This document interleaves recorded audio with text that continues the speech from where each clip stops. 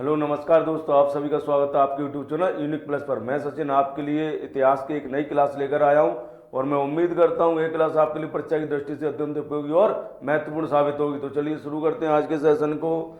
और आज की मोटिवेशनल लाइन्स हैं, खोई हुई दौलत, भूली हुई विद्या और खोया हुआ स्वास्थ्य फिर भी लौट सकता है, पर खोया हुआ समय कभी लौटता नहीं है। तो दोस्तों, समय सबसे अधिक कीमती है, वो कभी जो समय निकल गया वो कभी वापस नहीं आता है। और इस समय आपका समय बहुत कीमती, क्योंकि परीक्षा नज़दीक में है। तो चलिए बिना वक्त गवाए शुरू करते हैं आज के सेशन को। आज का पहला क्वेश्चन है, प्लासी का युद्ध कब हुआ?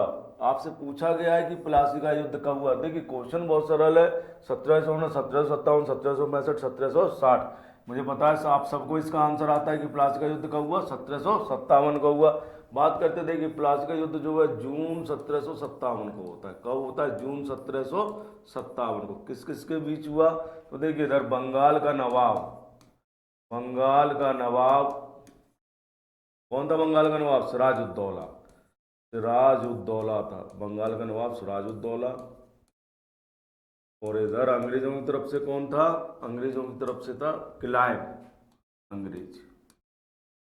अंग्रेजों की तरफ से था क्लाइव, ठीक है, क्लाइव। और इस युद्ध में नवाब पराजित होता है, नवाब पराजित, ठीक है। नवाब क्या हो जाता है? पराजित होता है, पराजित हो जाता है, ठीक है। प्लासी के युद्ध में कौन पराजित होता है? नवाब पराजित हो जाता है। दूसरा, प्लासी का युद्ध जो किस नदी के तट पर हुआ? तो ये भागीरथी नदी के तट पर हुआ।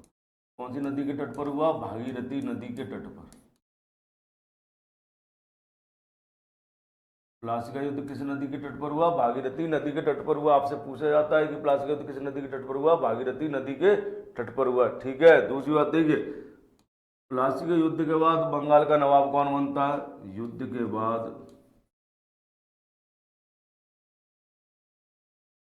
बंगाल का नवाब,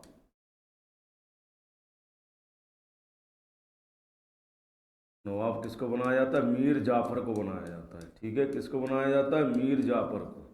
युद्ध के बाद बंगाल का नवाब किसको बनाया जाता है? मीर जाफर को बनाया जाता है, ठीक है। 1764 में, अक्टूबर 1764 को कौन सा युद्ध होता है? बक्सर का युद्ध होता है। मोस्ट इंपोर्टेंट युद्ध है ये, बक्सर का युद्ध, ठीक है। कौन सा युद्ध होता है? बक्सर का युद्ध होता है। इसमें कौन था? एक तरफ था संघ, एक तरफ थे आपके अंग्रेज। एक तरफ था संघ और एक तरफ कौन था? अंग्रेज था, ठीक है। एक तरफ संघ और एक तरफ अंग्रेज थे, ठीक है। अंग्रेजों का नेतृत्व किसने किया था? हेक्टर मुनरो ने। कई बार ये क्वेश्चन पूछा गया है। हेक्टर मुनरो अंग्रेज सेनापति थे। हेक्टर मुनरो कौन थे? अंग्रेज सेनापति थे। संघ में कौन कौन शामिल था? तो देखिए संघ में मुगल बादशाह शाह आलम सेकंड, मुगल बादशाह शाह आलम सेकंड शामिल था।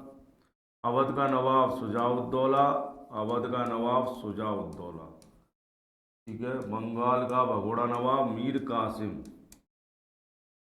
कासिम शामिल था, ठीक है।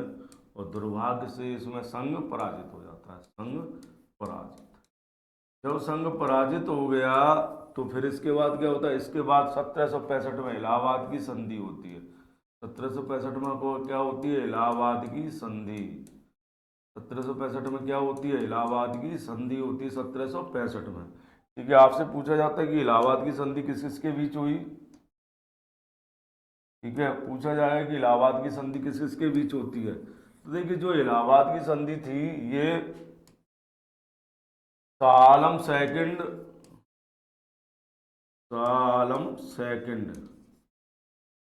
और किसके बीच होती है इलाहाबाद की संधि? क्लाइव, क्लाइव को बुलाया जाता है लंदन से। आपसे पूछा जाएगा कि इलाहाबाद की संधि में अंग्रेजों का नेतृत्व किसने किया था? तो इलाहाबाद की संधि में अंग्रेजों का नेतृत्व किसने किया था? क्लाइव ने किया था, ठीक है। इलाहाबाद की संधि में अंग्रेजों का नेतृत्व किसने किया था? क्लाइव ने किया था। आपसे क्वेश्चन पूछा गया प्लासी का युद्ध कब हुआ? तो 1757 हुआ। चलिए अब हम इतिहास से संबंधित अन्य जो प्रमुख युद्ध हैं उनकी चर्चा कर लेते हैं। तो देखिए पहले दिया तराइन का युद्ध। आपसे पूछा जाता है कि तराइन का युद्ध, तो देखिए इधर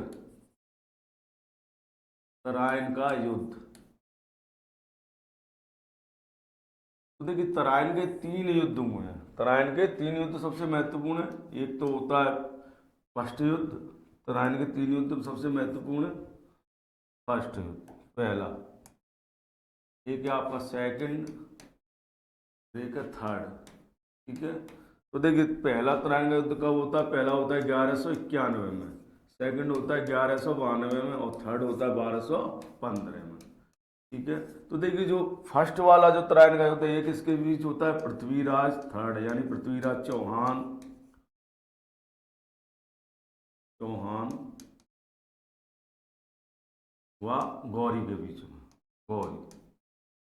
ठीक है, विजयी कौन होता है? पृथ्वीराज विजयी। दूसरा तिरंगा युद्ध 1192 होता है, ये भी पृथ्वीराज व गौरी के बीच होता है, पृथ्वीराज व गौरी के बीच। इसमें कौन विजयी होता है? गौरी विजयी। तीसरा युद्ध 1215 में होता है, और ये 1215 में जो तीसरा युद्ध होता है ये इल्तुतमिश, इल्तुतमिश और किसके बीच होता है? कुवाच यल्दोज के बीच होता है, इल्तुतमिश और यल्दोज के बीच होता है। ठीक है, किसके बीच होता है? इल्तुतमिश और यल्दोज के बीच होता है, यल्दोज। इसमें विजयी कौन होता है? इल्तुतमिश विजयी होता है, और इसी विजय के उपलक्ष्य में इल्तुतमिश ने अतारकन का दरवाजा बनवाया था। ठीक है, तराइन के युद्ध कितने होते हैं? तराइन के युद्ध 3 होते हैं, वह 1191 में, दूसरा 1192, तीसरा 1215 में होता है। 1191 वाला युद्ध पृथ्वीराज चौहान और गौरी के बीच होता है, जिसमें पृथ्वीराज चौहान विजयी। दूसरा 1192 का पृथ्वीराज चौहान और गौरी के बीच होता है, जिसमें गौरी विजयी होता है। इसी के साथ दिल्ली पर सल्तनत काल या मुगलों की मुस्लिमों की सत्ता स्थापित हो जाती है, यानी तुर्कों की सत्ता स्थापित हो जाती है। या कहूँ कि पृथ्वीराज चौहान अंतिम हिंदू शासक था जो दिल्ली की गद्दी पर बैठा था।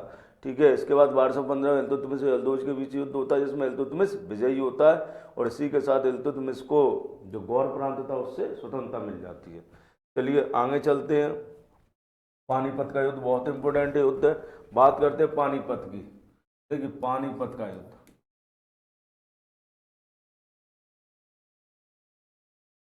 याद रखिए पानीपत का जो युद्ध है ना, ये भी 3 युद्ध हुए पानीपत के। ये क्या आपका 1526, दूसरा है 1556, और तीसरा जो युद्ध है वो है आपका 1761।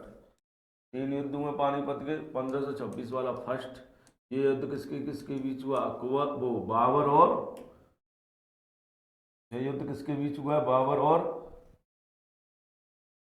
ठीक है, ये जो युद्ध हुआ बाबर और इब्राहिम लोदी के बीच हुआ, बाबर और इब्राहिम लोदी। पानीपत का तृतीय युद्ध बाबर और इब्राहिम लोदी के बीच, इब्राहिम लोदी, जिसमें बाबर विजयी। इब्राहिम लोदी जो थे युद्ध भूमि में मारे जाते हैं, पानीपत के मैदान में मारे जाते हैं, और इनकी कब्र भी पानीपत के मैदान में है। ठीक है, 1556 में सेकंड पानीपत का युद्ध होता है अकबर और हेमू के बीच, अकबर और हेमू के बीच, जिसमें अकबर विजयी, अकबर क्या होते हैं? विजयी होते हैं, और हेमू पराजित होता है। 1761 वाला पानीपत का तृतीय युद्ध है, और ये युद्ध मराठा और अहमद शाह अब्दाली के बीच होता है, अब्दाली। ठीक है, जिसमें अहमद शाह अब्दाली पराजित हो जाता है। अहमद शाह अब्दाली क्या, वो मराठे क्या होते हैं? पराजित। जिसमें कौन पराजित होता है? मराठे पराजित हो जाते हैं। ठीक है, और इसी के साथ मराठों का जो प्रभाव था वो कम हो जाता है, मराठे क्या हो जाते हैं? पराजित हो जाते हैं। चलिए आइए आगे बात करते हैं। अगला युद्ध जो इम्पोर्टेंट युद्ध है उसकी बात कर लेते हैं। ठीक है, अगला इम्पोर्टेंट युद्ध है तुम्हारा, आइए इधर, आंग्ल मैसूर युद्ध। देखिए आंग्ल मैसूर युद्ध, आंग्ल मैसूर युद्ध, आंग्ल मैसूर युद्ध। देखिए आंग्ल मैसूर युद्ध जो ये 4 हुए, कितने हुए? फर्स्ट, सेकंड, फोर्थ, थर्ड और फोर्थ, 4 युद्ध हुए। कितने हुए? 4 युद्ध हुए आंग्ल मैसूर युद्ध। पहला युद्ध होता है 1767 से 1769 तक, 69 तक। दूसरा युद्ध होता है 1780 से 1784 तक। तीसरा युद्ध होता है 1790 से 1792 तक। ठीक है, और ये 1799, देखिए 99 में होता है, 1799 में। 1967 से जो 1969 तक युद्ध हुआ, इसमें हैदर अली विजयी होता है। हैदर अली विजयी। कौन जीतता है? हैदर अली विजयी होता है। और ये जो युद्ध होता है 1784 में, अंग्रेज विजयी होते हैं। वारेन हेस्टिंग्स उस समय गवर्नर जनरल होते हैं, अंग्रेज विजयी। कौन सी संधि होती है? मंगलौर की संधि होती है। मंगलौर की संधि। वारेन हेस्टिंग्स गवर्नर जनरल थे और टीपू सुल्तान उस समय शासक थे। 1790 से 1792 में युद्ध होता है। श्रीरंगपट्टनम की संधि होती है इसमें। श्रीरंगपट्टनम की संधि। श्रीरंगपट्टनम की संधि होती, कौन सी संधि होती है? श्रीरंगपट्टनम की संधि होती है। संधि इसमें टीपू पराजित होता है। टीपू पराजित। श्रीरंगपट्टनम की संधि में कौन पराजित हो जाता है? टीपू पराजित हो जाता है। देखिए 1799 में चतुर्थ आंग्ल मैसूर युद्ध होता है। 1799 में कौन सा आंग्ल मैसूर युद्ध होता है? चतुर्थ आंग्ल मैसूर युद्ध 1799 में होता है। आइए 1799 चतुर्थ आंग्ल मैसूर युद्ध होता है 1799 में। ठीक है, इसमें क्या होता है? टीपू सुल्तान युद्ध भूमि में मारे जाते हैं। टीपू सुल्तान युद्ध भूमि में मारे जाते हैं। ठीक है, युद्ध भूमि में मारे जाते हैं।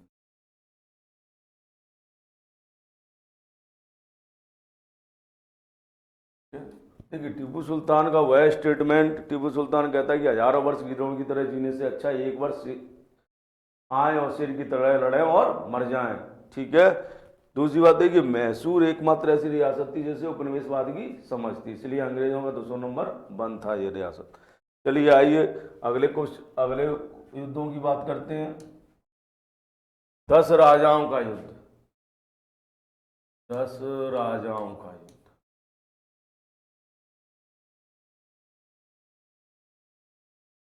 देखिए 10 राजाओं के युद्ध का वर्णन कहाँ मिलता है? ये सबसे प्राचीन युद्ध का वर्णन मिलता है, ये मिलता है ऋग्वेद में। ऋग्वेद में इसका उल्लेख है 10 राजाओं के युद्ध का। आपसे पूछा जा सकता है किस नदी के तट पर लड़ा गया है? किस नदी के तट पर लड़ा गया? ठीक है, तो नदी कौन सी थी? पुष्करणी नदी। पुष्करणी नदी। कौन सी नदी थी? पुष्करणी नदी। आपसे ये भी पूछा जाता है ऋग्वेद में उल्लेख है, लेकिन कहाँ है ऋग्वेद में? तो 7वें मंडल में। ऋग्वेद के 7वें मंडल में इसका उल्लेख है। ठीक है। दूसरी बात, विजयी कौन हुआ? विजयी हुआ भरत कबीले का सुदास। भरत कबीले का सुदास विजयी हुआ। कौन विजयी हुआ? भरत कबीले का सुदास विजयी हुआ। विजयी कौन हुआ? भरत कबीले का सुदास विजयी हुआ। ठीक है, विजयी कौन होता है? भरत कबीले का सुदास विजयी हुआ। एक और युद्ध की बात करते हैं, तालीकोटा का युद्ध। तालीकोटा का युद्ध या राक्षस तगड़ी का युद्ध कहते हैं। आपसे पूछा जाता है कि ये युद्ध कब हुआ? तो ये होता है 23 जनवरी 1565 को। तालीकोटा का युद्ध 23 जनवरी 1565 को होता है। किस किस के बीच होता है? तो दक्कन सल्तनत है। दक्कन सल्तनत, इनमें बहमनी, गोलकुंडा, ये सारी रियासतें शामिल हैं। ठीक है, दक्कन सल्तनत और विजयनगर। विजयनगर, जिसमें पराजित कौन होता है? विजयनगर पराजित। विजयनगर क्या हो जाता है? इसमें पराजित हो जाता है। ठीक है, आइए तो बात करते हैं इसमें। विजयनगर पराजित हो जाता है। अब देखिए 2 युद्ध और खानवा का युद्ध। एक युद्ध है आपका खानवा का युद्ध। कौन सा युद्ध है? खानवा का युद्ध। तो देखिए खानवा का युद्ध आपको पता है कब होता है? 1527 में होता है। खानवा का युद्ध कब होता है? 1527 में खानवा का युद्ध होता है। किस किस के बीच होता है? बाबर और राणा सांगा के बीच। किस किस के बीच होता है ये युद्ध? बाबर और राणा सांगा के बीच होता है खानवा का युद्ध। बाबर और राणा सांगा के बीच होता है। किसके बीच होता है? बाबर और राणा सांगा के बीच। ठीक है, सांगा। बाबर विजयी होता है। बाबर क्या होता है? विजयी होता है इस युद्ध में। बाबर विजय। ठीक है, बाबर क्या होता है? इस युद्ध में विजयी होता है। और इसी युद्ध में बाबर ने किसका नारा दिया था? जिहाद का नारा दिया था। आपसे पूछा जा सकता है कि जिहाद का नारा बाबर ने किस युद्ध में दिया था?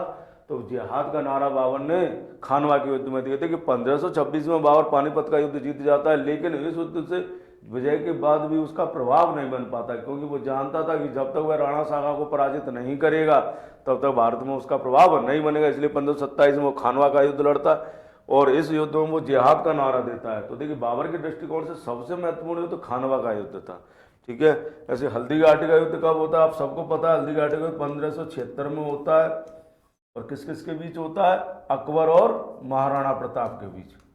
अकबर और महाराणा प्रताप के बीच होता है, महाराणा प्रताप के बीच। ठीक है, जिसमें विजयी कौन होता है, विजयी अकबर होता है। ठीक है, और इस पर सुभद्रा कुमारी चौहान ने एक कविता भी लिखी है जो चेतक के ऊपर है। ठीक है, तो याद रखिए हल्दी घाटी का युद्ध 1576 में हुआ, अकबर महाराणा प्रताप के बीच हुआ। खानवा का युद्ध 1527 में हुआ, जिसमें बाबर और राणा सांगा के बीच हुआ। तालीकोटा का युद्ध 23 जनवरी 1565 को हुआ, जो विजयनगर और दक्कन सल्तनत के बीच 10 राजाओं के युद्ध का वर्णन किसमें मिलता है, ऋग्वेद के 7वें मंडल में मिलता है। आंग्ल मराठा युद्ध की, आंग्ल जो मराठा युद्ध है इसमें हमें एक युद्ध को याद रखना, जो प्रथम आंग्ल मराठा युद्ध है ये आपका प्रथम आंग्ल मराठा युद्ध 1775 से शुरू होता है, 1782 में सालबाई की संधि पर समाप्त होता है। यानी सूरत की संधि से शुरू होता है और सालबाई की संधि पर समाप्त हो जाता है आंग्ल मराठा युद्ध। आंग्ल मैसूर युद्ध 3 युद्ध हुए हैं। ठीक है, वो 4 युद्ध हुए हैं आंग्ल मैसूर युद्ध, जिसमें चतुर्थ आंग्ल मैसूर युद्ध 1799 होता है, जिसमें टिप्पू सुल्तान अंतिम रूप से पराजित हो जाता है और श्रीरंगपट्टनम के गेट पर लड़ते हुए उनकी मृत्यु हो जाती है।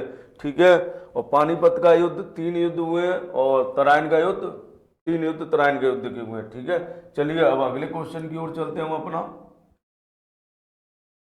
आइए अगला क्वेश्चन है आपका कि मराठों का सबसे बड़ा साम्राज्य किसका था। तो देखिए मराठा साम्राज्य के संस्थापक कौन है, पहले संस्थापक की बात करते हैं हम। संस्थापक, तो देखिए मराठा साम्राज्य के संस्थापक कौन थे, शिवाजी थे। आपसे पूछा जा सकता है कि मराठा साम्राज्य के संस्थापक कौन थे, शिवाजी थे।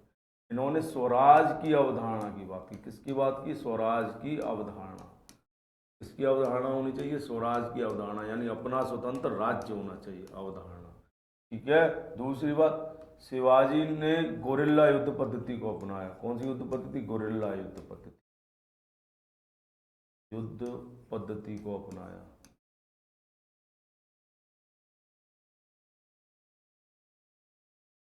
दूसरी बात अष्टप्रधान इनके कौन थे, अष्टप्रधान, इनके मंत्री परिषद को अष्टप्रधान कहते थे। अष्टप्रधान क्या थी, शिवाजी की मंत्री परिषद थी, मंत्री परिषद। शिवाजी की मंत्री परिषद क्या कहलाती थी, अष्टप्रधान कहलाती थी। और एक दो जो घटनाएं शिवाजी के जीवन से पूछी जाती हैं। 1659 में शिवाजी ने क्या किया था, अफजल खां की हत्या कर दी, यानी अफजल खां की हत्या, पराजित कर दिया, अफजल खां की हत्या कर दी 1659 में। क्या 1663 में शाइस्ता खां का अंगूठा काट लिया, शाइस्ता खां पराजित। ठीक है, ये शाइस्ता खां कौन थे, औरंगजेब के मामा थे, पराजित। ठीक है, और 1665 में पुरंदर की संधि करते हैं। 1665 में पुरंदर की संधि, पुरंदर की संधि करते हैं। ठीक है, किसके साथ करते हैं, जय सिंह के साथ करते हैं। पुरंदर की संधि किसके साथ करते हैं, जय सिंह के साथ करते हैं। देखिए जय सिंह अपने जीवन में कोई भी युद्ध नहीं हारे, तो उन्हें ये भी युद्ध जीतना था और युद्ध जीत जाते हैं, लेकिन फिर भी शिवाजी के साथ पुरंदर की संधि करते हैं, क्योंकि शिवाजी भी कौन थे, राजपूत थे। ठीक है, चित्तौड़ के घराने जो राणा रतन सिंह का घराना था उसके वंशज थे शिवाजी जी। ठीक है, आइए बात करते हैं बालाजी विश्वनाथ की। बालाजी विश्वनाथ को मराठा साम्राज्य का द्वितीय संस्थापक कहते हैं। मराठा साम्राज्य का द्वितीय संस्थापक, साम्राज्य का द्वितीय संस्थापक किसको कहते हैं, बालाजी विश्वनाथ को कहते हैं। कई बार क्वेश्चन पेपर में पूछा गया द्वितीय संस्थापक, मराठा साम्राज्य का द्वितीय संस्थापक किसको कहते हैं, बालाजी विश्वनाथ को कहते हैं। ठीक है, और ये कब से कब तक पेशवा रहे, ये पेशवा रहते हैं 1713 से 1720 तक पेशवा रहते हैं। 1713 से 1720 तक कौन रहते हैं, ये पेशवा रहते हैं। ठीक है, बाजीराव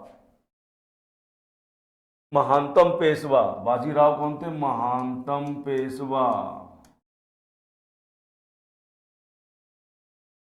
महानतम पेशवा है बाजीराव। ठीक है, और इनका टाइम पीरियड रहता है 1720 से 1740 तक, 1720 से 1740 तक रहता है, महानतम पेशवा है। ठीक है, और इन्होंने हिंदू पद पातशाही की स्थापना की, हिंदू पद पातशाही की स्थापना की।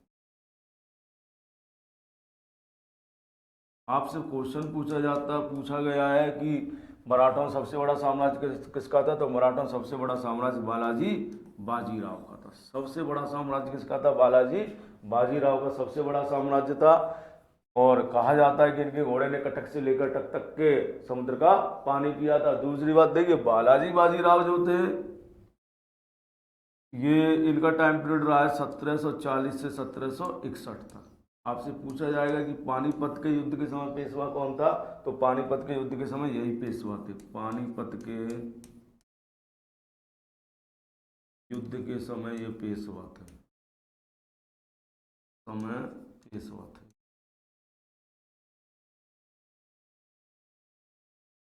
पानीपत के युद्ध के समय कौन थे, ये पेशवा थे। ठीक है, चलिए आपसे क्वेश्चन पूछा गया मराठा साम्राज्य सबसे बड़ा साम्राज्य किसका था, तो बालाजी बाजीराव का था। चलिए अगले क्वेश्चन की ओर चलते हैं। अगला क्वेश्चन कहता है कि रैयतवाड़ी बंदोबस्त के साथ किसका नाम जुड़ा है। देखिए, अंग्रेजों के समय टैक्स वसूलने या लगान वसूलने की तीन व्यवस्था थी, एक थी रैयतवाड़ी, एक थी महलवाड़ी और एक था स्थायी बंदोबस्त। और तीनों अलग अलग व्यक्तियों के नाम जुड़े हुए हैं। तो देखिए, टॉमस मुनरो का संबंध किससे है, रैयतवाड़ी से है। टॉमस मुनरो का संबंध किससे है, रैयतवाड़ी से है। देखिए, कानवालिस का संबंध किससे है, स्थायी बंदोबस्त से। कानवालिस का संबंध किससे है, स्थायी बंदोबस्त से। कानवालिस का संबंध किससे, स्थायी बंदोबस्त से। किसका संबंध है, कानवालिस का संबंध स्थायी बंदोबस्त से है। ठीक है, हार्ड मैकेंजी किससे संबंधित है, महालवाड़ी से संबंधित है। हार्ड मैकेंजी किससे संबंधित है, महालवाड़ी से संबंधित है। ठीक है, महालवाड़ी से संबंधित कौन है, हार्ड मैकेंजी किससे संबंधित है, महालवाड़ी से संबंधित है।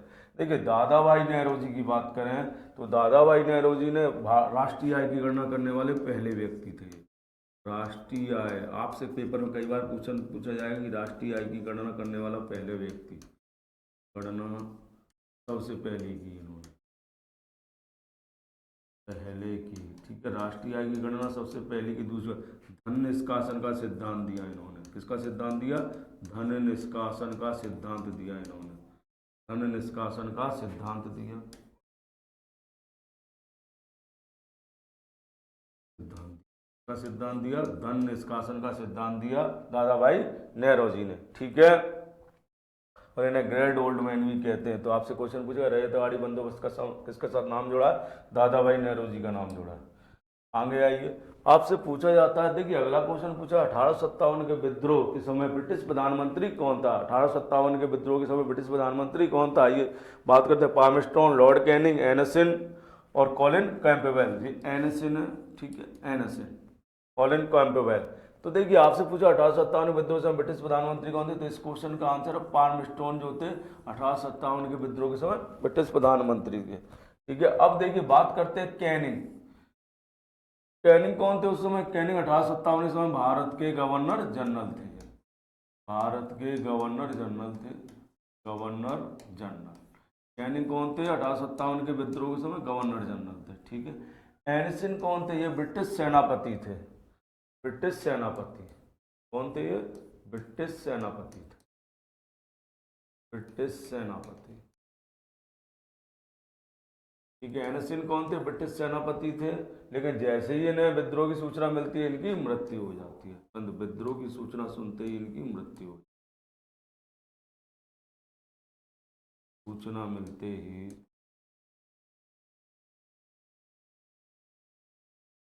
जैसे इन्हें विद्रोह की सूचना मिलती है इनकी मृत्यु हो जाती है, सूचना मिलते ही इनकी मृत्यु हो जाती है, इनकी मृत्यु हो,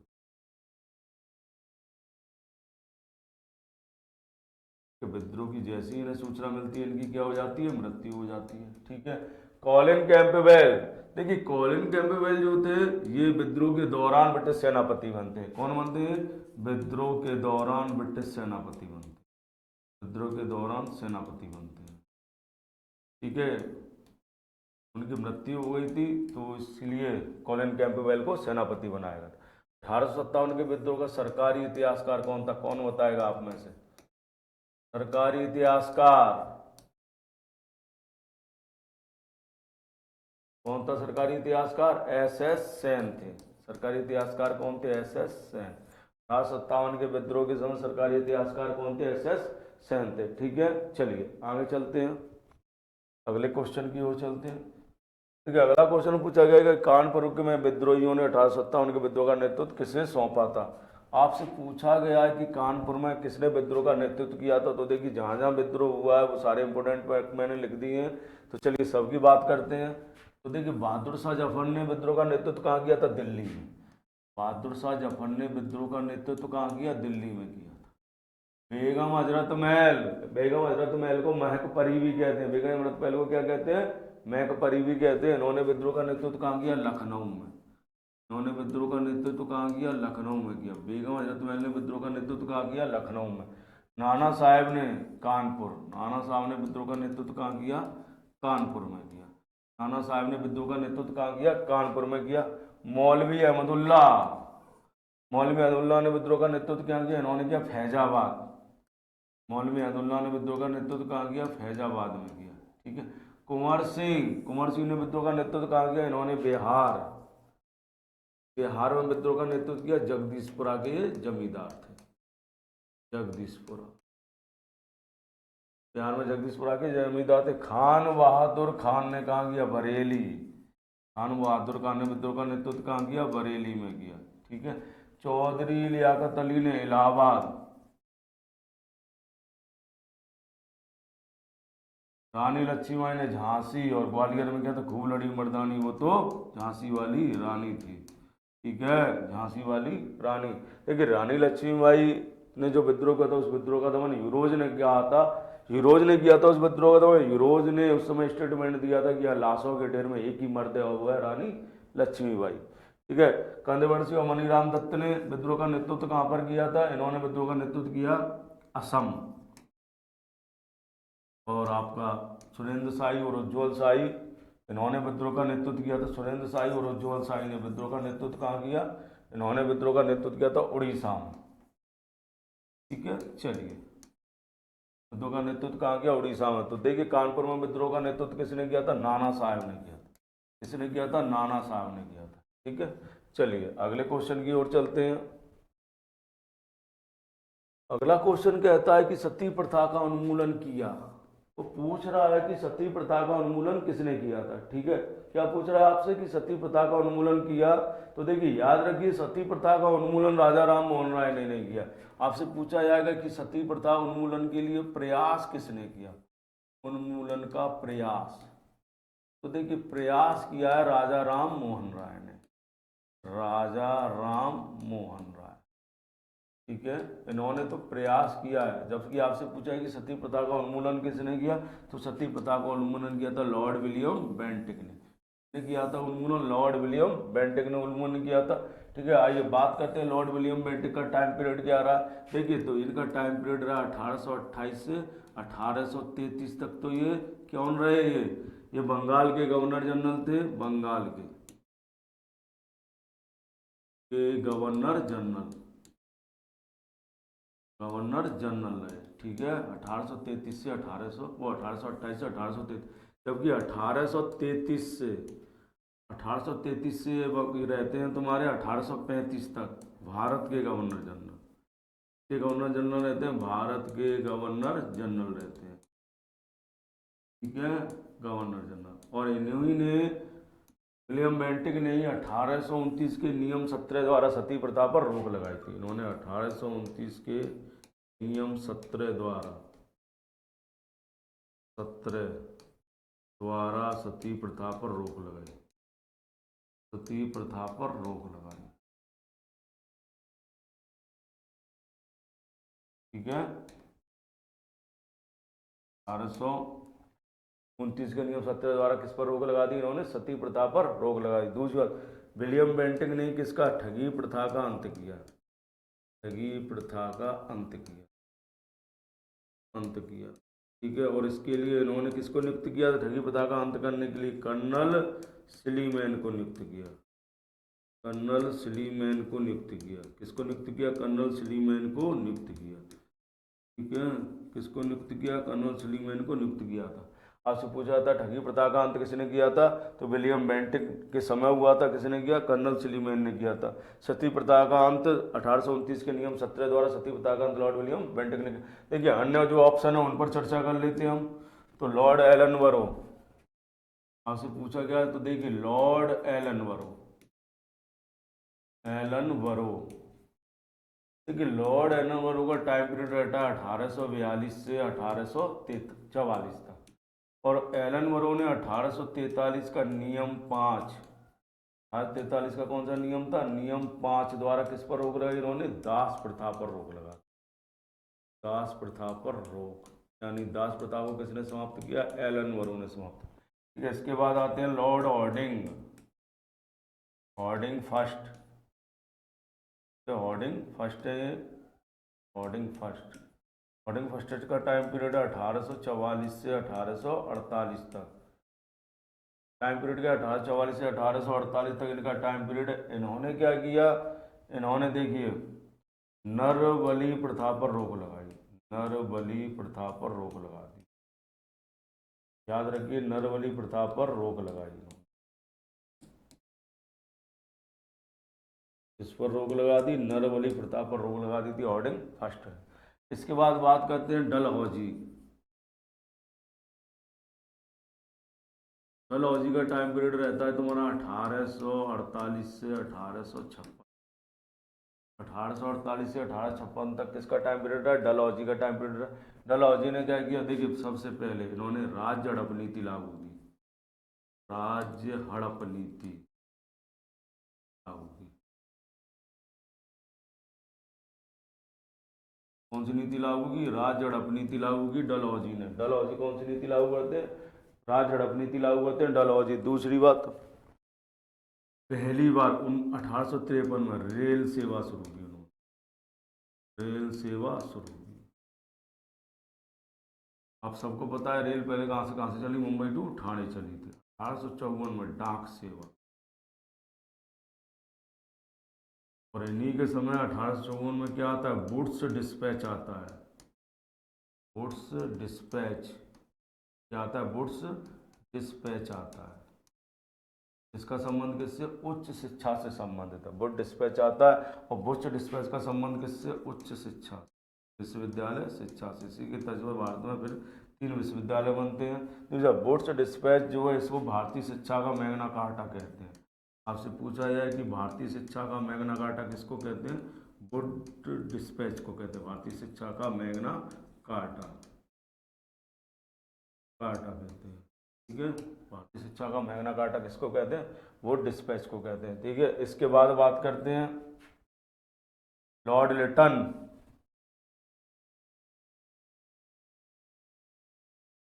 लॉर्ड लिटन, देखिए लॉर्ड लिटन जो थे ये रहते हैं तुम्हारे 1876 से 1880 तक।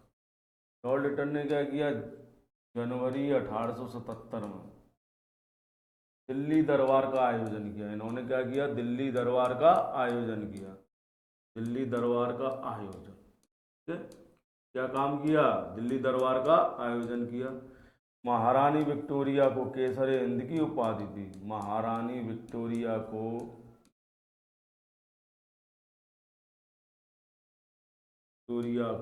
केसर हिंद की उपाधि दी, हिंद की उपाधि दी।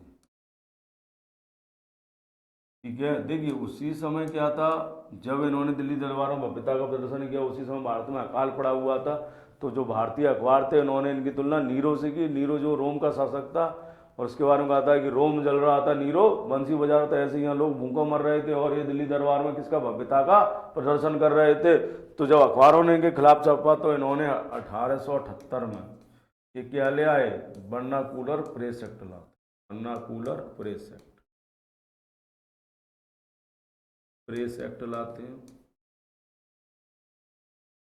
ठीक है, और ये किसके लिए था, देसी अखबारों, देसी भाषा के समाचारों को प्रतिबंध लगाना, देसी भाषा के समाचार पत्रों पर प्रतिबंध, देसी भाषा के समाचार पत्रों पर क्या लगा दिया इन्होंने, प्रतिबंध लगा दिया। देसी भाषा के समाचार पत्रों पर क्या लगाया इन्होंने, प्रतिबंध लगा दिया 1878 में वर्नाकुलर प्रेस एक्ट के द्वारा। ठीक है, और ये एक भारतीय शस्त्र अधिनियम भी लाते हैं, भारतीय शस्त्र अधिनियम में लाइसेंस भारतीयों के लिए अनिवार्य कर दिया गया, अधिनियम अधिनियम। इसके बाद जो वायसराय आते हैं उनका नाम है रिपन। ठीक है, रिपन जो थे इन्हें भारत का उद्धारक कहा जाता है। रिपन को क्या कहा जाता है, भारत का उद्धारक, या सबसे लोकप्रिय वायसराय थे, भारत का उद्धारक कहा जाता है, उद्धारक। ये कौन थे, भारत के उद्धारक कहा जाता है लॉर्ड रिपन को। ठीक है, रिपन का जो टाइम पीरियड है वो रहता है 1880 से 1884 तक। रिपन का जो टाइम पीरियड है वो कब रहता है, 1880 से 1884 तक रहता है। इन्होंने क्या काम किया, पहली बात 1881 में नियमित जनगणना कराई, जनगणना शुरू करवाई इन्होंने, नियमित जनगणना शुरू होती है भारत में, नियमित जनगणना। दूसरी बात 1882 में वर्नाकुलर प्रेस एक्ट को समाप्त कर, कूलर प्रेस एक्ट समाप्त। ठीक है, और क्या आता है इनके समय, 1882 में ही हंटर कमीशन, शिक्षा से संबंधित हंटर आयोग आता है। हंटर आयोग, हंटर आयोग किससे संबंधित है, ये प्राथमिक शिक्षा से संबंधित था, प्राथमिक शिक्षा से संबंधित था, प्राथमिक शिक्षा से संबंधित था हंटर आयोग। ठीक है, 1882 में हंटर आयोग आता है जिसका संबंध किससे था, प्राथमिक शिक्षा से था। दूसरी बात, रिपन को स्थानीय सुशासन का जन्मदाता कहते हैं। आधुनिक भारत में स्थानीय शासन का जन्मदाता किसको कहा जाता है, रिपन को कहा जाता है, स्थानीय शासन का जन्मदाता। ठीक है, स्थानीय शासन के जन्मदाता थे, स्थानीय शासन के जन्मदाता।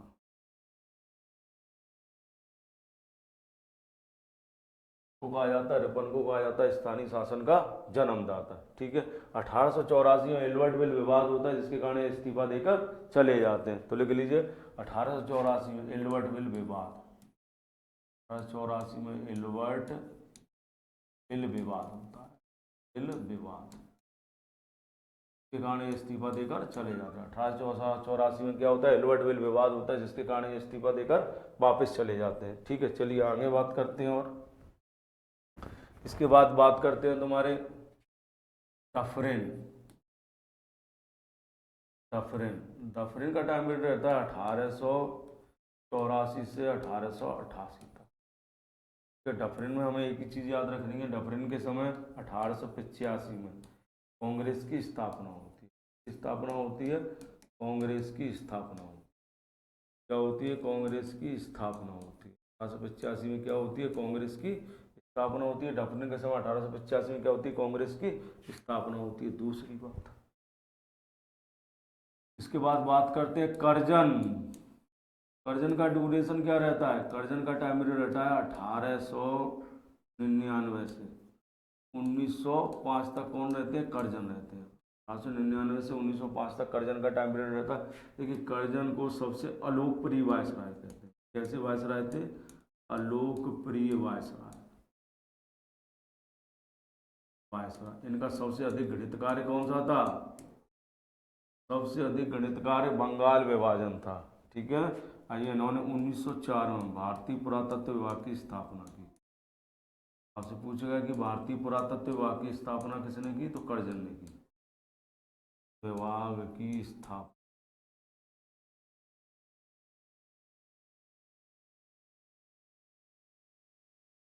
भारतीय पुरातत्व विभाग की स्थापना किसने की, करजन ने की। दूसरी बात, इन्होंने 1905 में 1905 में क्या होता है, करजन द्वारा बंगाल विभाजन किया जाता है, बंगाल विभाजन, बंगाल विभाजन। बंगाल विभाजन कब करते हैं, 1905 में करते हैं बंगाल विभाजन। ठीक है, तो चलिए आइए क्वेश्चन पर चलते हैं।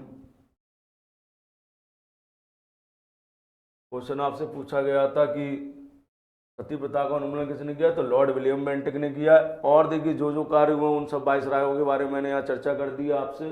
देखिए, वायसराय बहुत इंपॉर्टेंट है एग्जाम की दृष्टि से। चलिए अगले क्वेश्चन की ओर चलते हैं।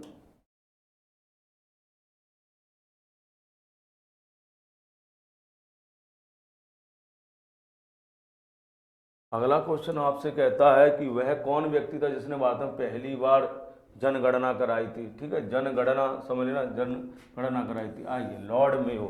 इस क्वेश्चन का आंसर है लॉर्ड मेयो ने। लॉर्ड मेयो ने पहली बार भारत में जनगणना कराई थी। लॉर्ड मेयो का टाइम पीरियड क्या है, 1869 से 1872 तक रहते हैं लॉर्ड मेयो। तो इन्होंने भारत में पहली बार जनगणना कराई थी। नियमित जनगणना किसने कराई थी, रिपन ने।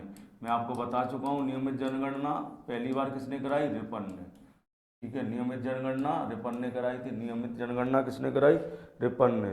ठीक है, नियमित जनगणना, नियमित जनगणना कराई, जनगणना।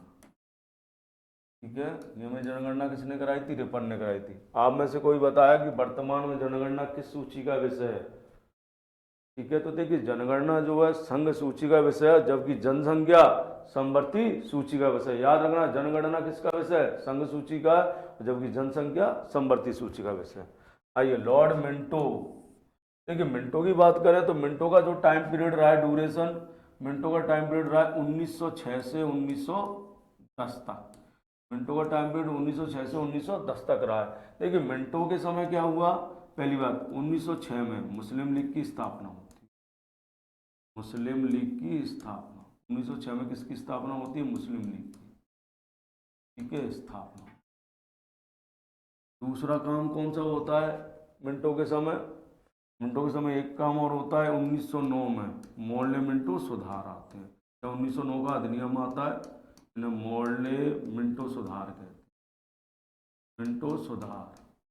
ठीक है, मोर्ले मिंटो सुधार कहते हैं। मोर्ले मिंटो सुधार में क्या होता है, देखिए मोर्ले मिंटो सुधार में मुसलमानों के लिए पृथक निर्वाचन, मुसलमानों के लिए पृथक निर्वाचन की बात कही गई। पृथक निर्वाचन,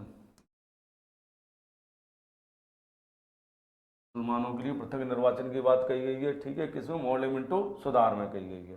ठीक है, दूसरी बात, इसी समय वायसराय की कार्यकारिणी में एक भारतीय सदस्य की नियुक्ति का प्रावधान किया जाता है, और जिसमें एसपी सिन्हा जो होते हैं पहले भारतीय सदस्य बनते हैं वायसराय की कार्यकारिणी में नियुक्त होने वाले।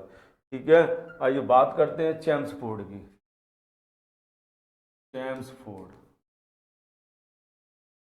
चेम्सफोर्ड का टाइम पीरियड क्या रहता है, चेम्सफोर्ड का टाइम पीरियड रहता है 1916 से 1921। चेम्सफोर्ड रहते हैं 1921 तक। चेम्सफोर्ड के समय क्या होता है, देखिए 1918 में 1900 सॉरी, चेम्सफोर्ड के समय क्या होता है,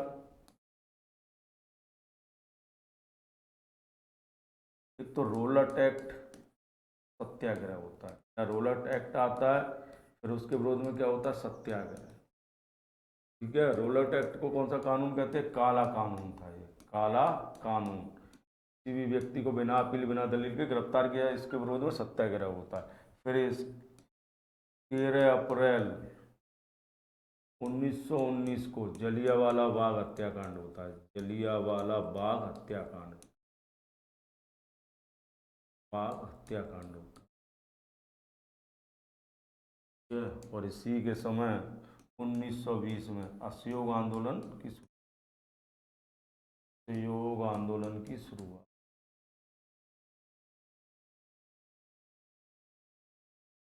की शुरुआत होती है। कौन सा आंदोलन शुरू होता है, असहयोग आंदोलन शुरू होता है। ठीक है, चलिए इसके बाद देखिए अन्य वायसरायों की बात कर लेते हैं। बात करते हैं इरविन की। इरविन, देखिए इरविन का जो टाइम पीरियड है वो रहता है तुम्हारा 1926 से 1931 तक। इरविन, इरविन के समय क्या होता है, साइमन कमीशन भारत आता है, साइमन कमीशन भारत आया।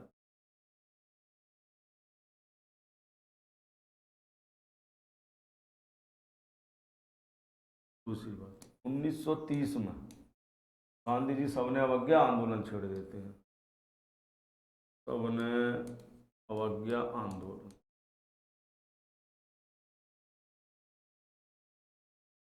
आंदोलन 1930 में गांधी जी क्या छोड़ देते, सविनय अवज्ञा आंदोलन छेड़ देते हैं। 1931 यानी मैं कहूँ 5 मार्च 1931 को गांधी इरविन समझौता हो, गांधी इरविन समझौता, समझौता, ठीक है। समझौता कब होता है? 5 मार्च को होता है गांधी इरविन समझौता। बात करते हैं लिनलिथगो की। लिनलिथगो, देखिए लिनलिथगो का टाइम पीरियड रहता है 1936 से 1943 तक। तो लिनलिथगो के बारे में जान लीजिए। लिनलिथगो के समय क्या होता है? पहली बात 1940 में अगस्त प्रस्ताव आता है। 1940 में क्या आता है? अगस्त प्रस्ताव। आपसे पूछा जाएगा कि अगस्त प्रस्ताव कब आया? 1940 में आता है। तो जब 1940 में ही मुस्लिम लीग द्वारा पाकिस्तान की मांग, मुस्लिम लीग द्वारा पाकिस्तान की मांग, पाकिस्तान की मांग की जाती है।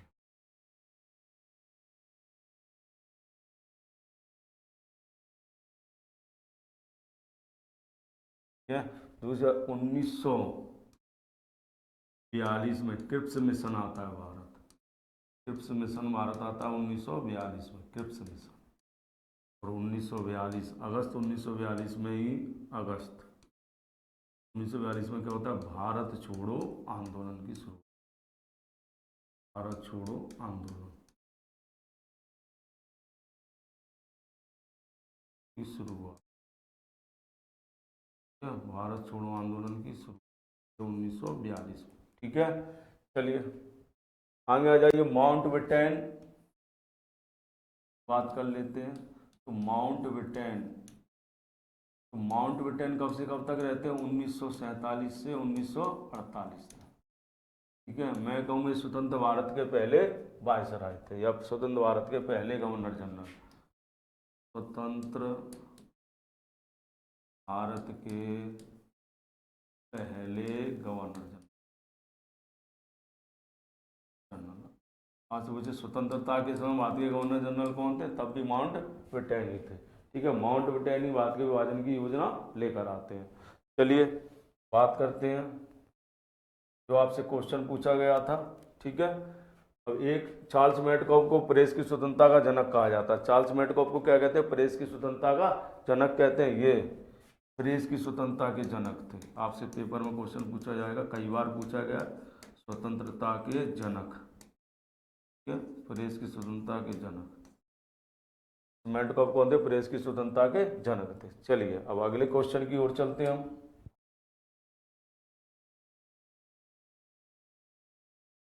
अगला क्वेश्चन कहता है कि कोलकाता अधिवेशन में पहली बार स्वराज शब्द का प्रयोग कब किया गया? ठीक है। तो पहले बात करते हैं, देखिए कांग्रेस की बात हो रही है यहाँ पर, कांग्रेस। तो देखिए कांग्रेस की जो स्थापना है वो कब होती है? स्थापना कांग्रेस की होती है 1885 में, और यहीं 1885 में इसका पहला अधिवेशन होता है। कांग्रेस का पहला अधिवेशन कब होता है? 1885 में कांग्रेस का पहला अधिवेशन होता है, ठीक है। इसके अध्यक्षता कौन करते हैं? इसकी अध्यक्षता करते हैं तुम्हारे WC बनर्जी, व्योमेश चंद्र बनर्जी इसकी अध्यक्षता करते हैं, ठीक है। व्योमेश चंद्र बनर्जी इसकी अध्यक्षता करते हैं। और ये जो अधिवेशन है कहाँ होता है? बम्बई में होता है। अधिवेशन कहाँ होता है? बम्बई में होता है, ठीक है। आइए 1886 का अधिवेशन कहाँ होता है? कोलकाता में। 1886 का अधिवेशन कहाँ होता है? कोलकाता में होता है। कोलकाता कहाँ होता है? कोलकाता में होता है।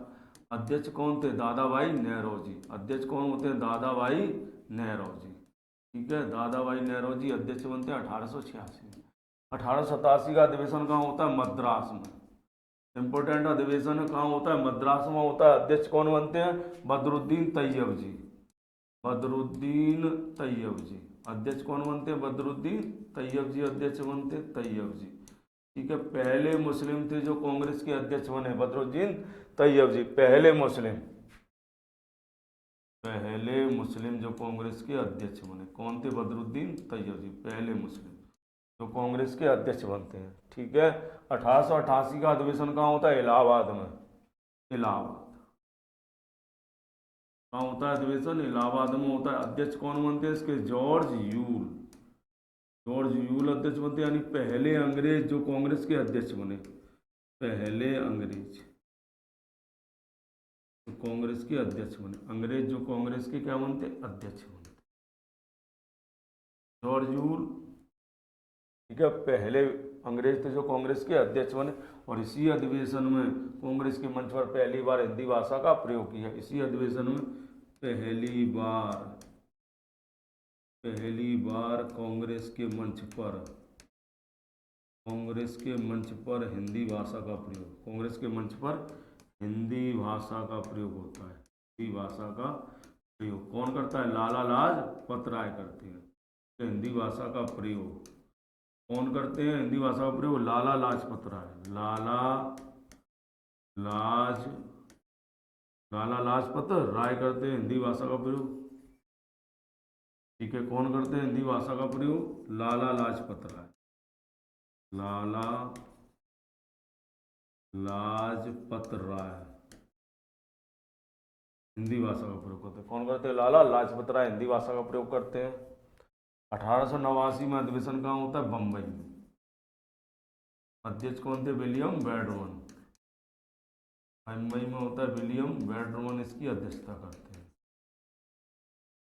ये कौन होते हैं, अध्यक्ष। और इस अधिवेशन में चार्ल्स ब्रैडला भाग लेते, जो ब्रिटिश सांसद थे। ठीक है, कौन भाग लेते, चार्ल्स ब्रैडला 1889 बम्बई अधिवेशन में भाग लेते हैं, जो सांसद थे। ठीक है, आगे बात करते हैं 1890। देखिए 1890 का अधिवेशन कहाँ होता है, 1890 का अधिवेशन होता है कलकत्ता में। कलकत्ता। अध्यक्ष कौन थे इसके, फिरोज शाह मेहता। फिरोज शाह मेहता अध्यक्ष होते हैं। और यहाँ क्या होता है, पहली बार कोई महिला कांग्रेस के मंच को संबोधित करती है। पहली बार एक महिला द्वारा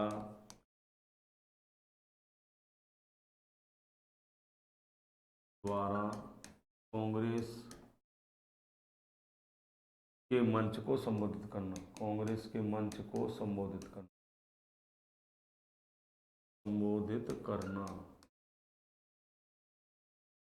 कांग्रेस के मंच को संबोधित करना। पहली बार एक महिला द्वारा कांग्रेस के मंच को संबोधित किया जाता है। ठीक है, पहली बार एक महिला द्वारा कांग्रेस के मंच को संबोधित किया। वो महिला कौन थी, कादम्बनी गांगुली। कादम्बनी गांगुली द्वारा, कौन थी वो महिला, कादम्बनी गांगुली थी। ठीक है, इसके बाद बात करते हैं 1896 में।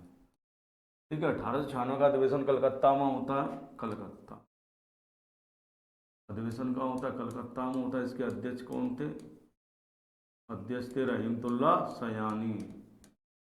रहीमतुल्ला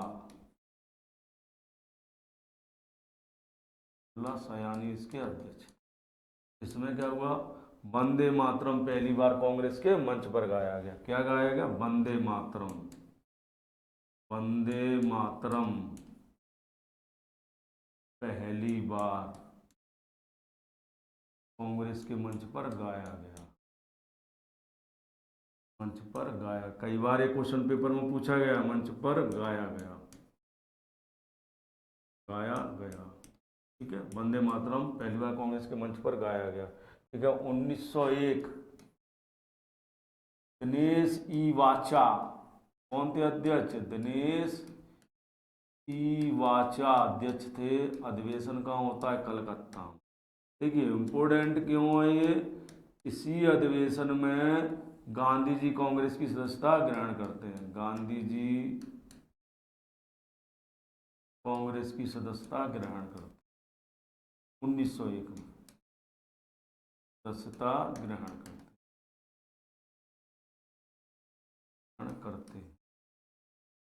गांधी जी क्या करते हैं, कांग्रेस की सदस्यता ग्रहण करते हैं। इसी अधिवेशन में गांधी जी क्या करते हैं, कांग्रेस की सदस्यता ग्रहण करते हैं। आगे आइए, देखिए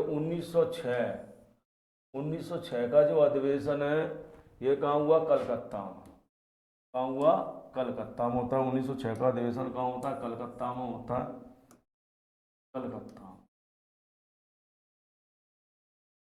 कहाँ होता है, कलकत्ता में होता है। अध्यक्ष कौन थे, दादा भाई नेहरूजी।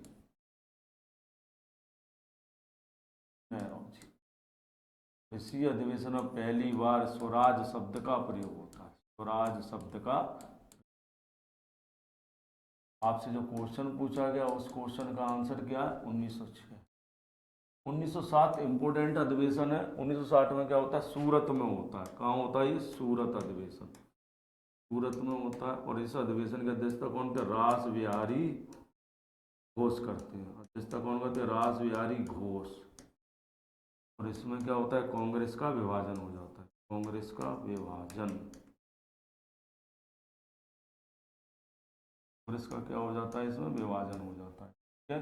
1911 किशन नारायण राव, नारायण राव अध्यक्ष थे। कौन अध्यक्ष थे, विशन नारायण राव अध्यक्ष।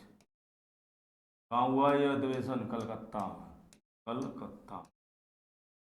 इस अधिवेशन की खासियत क्या थी, जन गण मन अधि पहली बार गाया गया था। इसमें राष्ट्रगान पहली बार कांग्रेस के मंच पर गाया गया, राष्ट्रगान पहली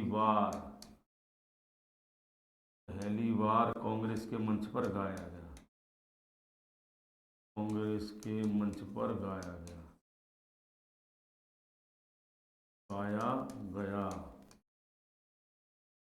राष्ट्रगान पहली बार कांग्रेस के मंच पर गाया गया। ठीक है। अन्य अधिवेशन की बात कर लेते हैं, आइए। 1916, ठीक है, 1916 का अधिवेशन कहाँ होता है, 1916 का अधिवेशन कहाँ होता है, लखनऊ में होता है। कहाँ होता है, लखनऊ में। अध्यक्ष कौन थे, अध्यक्ष होते अंबिकाचरण मजूमदार। अध्यक्ष कौन थे, अंबिकाचरण मजूमदार, अंबिकाचरण मजूमदार इसके अध्यक्ष होते, चरण मजूमदार अध्यक्ष थे। अंबिकाचरण मजूमदार कौन थे, अध्यक्ष थे। अध्यक्ष कौन बनते, अंबिकाचरण मजूमदार अध्यक्ष। यही क्या हुआ, गरम दल नरम दल का एकीकरण, गरम दल नरम दल का एकीकरण,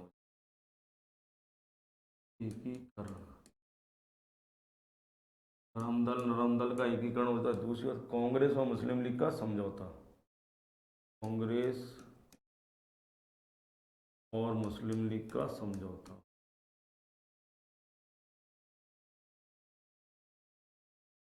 लीग का समझौता होता है, समझौता। क्या, तो यही एक नारा दिया गया था, स्वराज्य मेरा जन्मसिद्ध अधिकार और मैं इसे लेकर रहूंगा। 1916 के अधिवेशन में ही बाल गंगाधर तिलक ने नारा दिया था कि स्वराज्य मेरा जन्मसिद्ध अधिकार और मैं इसे लेकर रहूंगा। 1917 कलकत्ता अधिवेशन, कलकत्ता में होता है। अध्यक्ष कौन बनती है, एनी बेसेंट। अध्यक्ष कौन बनती है, एनी बेसेंट, पहली महिला जो कांग्रेस की अध्यक्ष बनी। एनी बेसेंट, पहली महिला जो कांग्रेस की अध्यक्ष बनी, कौन बनती है, एनी बेसेंट, पहली महिला जो कांग्रेस की अध्यक्ष बनी, पहली महिला। एनी बेसेंट कौन थी, पहली महिला थी जो कांग्रेस की अध्यक्ष बनती है। ठीक है। इसके बाद बात करते हैं 1920 कहाँ अधिवेशन होता है, नागपुर। अध्यक्ष कौन थे इसके, वी राघवाचारी। इस अधिवेशन में क्या होता है, असहयोग आंदोलन का प्रस्ताव पारित, असहयोग आंदोलन का प्रस्ताव पारित,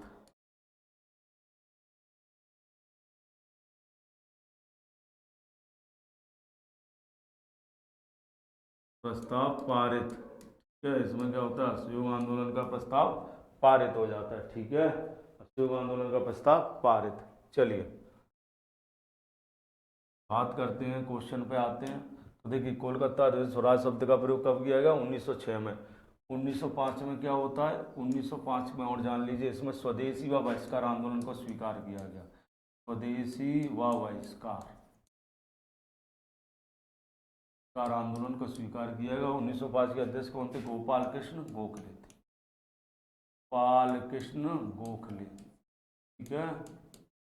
आपसे क्वेश्चन पूछा स्वराज शब्द का प्रयोग, तो स्वराज शब्द का प्रयोग पहली बार कब किया गया, तो स्वराज शब्द का प्रयोग पहली बार कब किया गया, 1906 में किया गया, कलकत्ता अधिवेशन में किया गया। स्वराज शब्द का प्रयोग पहली बार 1906 में कलकत्ता अधिवेशन में किया गया। और इसके अध्यक्ष कौन थे, इसके अध्यक्ष थे दादा भाई नेहरू चलिए अगले क्वेश्चन की ओर चलते हैं। अगला क्वेश्चन कहता है कि महात्मा गांधी कांग्रेस के अध्यक्ष कब बने थे। तो देखिए महात्मा गांधी जो कांग्रेस के अध्यक्ष बने 1924 बेलगांव अधिवेशन में बने। कब बने? 1924 में बेलगांव अधिवेशन में। बेलगांव अधिवेशन, ठीक है, कर्नाटक में एकमात्र अधिवेशन जिसकी अध्यक्षता गांधी जी ने की, ठीक है। 1925 का अधिवेशन कहाँ होता है? कानपुर में। कहाँ हुआ? कानपुर में। और इसकी अध्यक्ष कौन थी? सरोजनी नायडू। अध्यक्ष कौन थी? सरोजनी नायडू। पहली भारतीय महिला जो कांग्रेस की अध्यक्ष बनी सरोजनी नायडू। पहली भारतीय महिला जो कांग्रेस की अध्यक्ष बनी सरोजनी नायडू। कानपुर अधिवेशन 1925 में। पहली महिला जो कांग्रेस की अध्यक्ष बनी 1917 में एनी बेसेंट, ठीक है। तो मैं कहूँ पहली भारतीय महिला, पहली भारतीय महिला कांग्रेस की अध्यक्ष बनी, पहली भारतीय महिला है सरोजिनी नायडू। 1929 में लाहौर में अधिवेशन होता है। कहाँ अधिवेशन होता है? लाहौर अधिवेशन। लाहौर अधिवेशन कब होता है? 1929 में। लाहौर अधिवेशन होता है 1929 में, ठीक है। 1929 में कहाँ अधिवेशन होता है? लाहौर में अधिवेशन होता है। अध्यक्ष कौन थे? जवाहरलाल नेहरू। अध्यक्ष जवाहरलाल नेहरू। जवाहरलाल नेहरू अध्यक्ष थे। नेहरू। इस अधिवेशन में कहा पूर्ण स्वराज का प्रस्ताव पारित। पूर्ण स्वराज का प्रस्ताव पारित हुआ। पूर्ण स्वराज का प्रस्ताव पारित हुआ। 1926 कहाँ अधिवेशन हुआ? गुवाहाटी। अधिवेशन कहाँ हुआ? गुवाहाटी। अध्यक्ष कौन थे? एन श्रीनिवासन। एन श्रीनिवासन अध्यक्ष थे, ठीक है। इस अधिवेशन में नारा दिया गया खादी वस्त्र नहीं एक विचार है, यानी कांग्रेस के लिए खादी पहनना अनिवार्य कर दिया गया। खादी वस्त्र नहीं विचार है। नारा था खादी वस्त्र नहीं एक विचार है, नारा दिया गया, ठीक है। 1931 अधिवेशन कहाँ हुआ? कराची में। 1938 अधिवेशन कहाँ हुआ? कराची में, ठीक है। अध्यक्ष कौन थे? वल्लभ भाई पटेल। सरदार वल्लभ भाई पटेल अध्यक्ष थे। अध्यक्ष कौन थे? सरदार वल्लभ भाई पटेल अध्यक्ष थे। इसके अधिवेशन कहाँ होता है? कराची में होता है। अध्यक्ष कौन बनते हैं? सरदार वल्लभ भाई इसके अध्यक्ष बनते हैं, ठीक है। अध्यक्ष कौन बनते हैं? सरदार वल्लभ भाई पटेल अध्यक्ष बनते हैं। इसी अधिवेशन में मूल अधिकारों की मांग होती है। मूल अधिकारों की मांग। मूल अधिकारों की मांग होती है। इस अधिवेशन में किसकी मांग होती है? मूल अधिकारों की मांग की जाती है।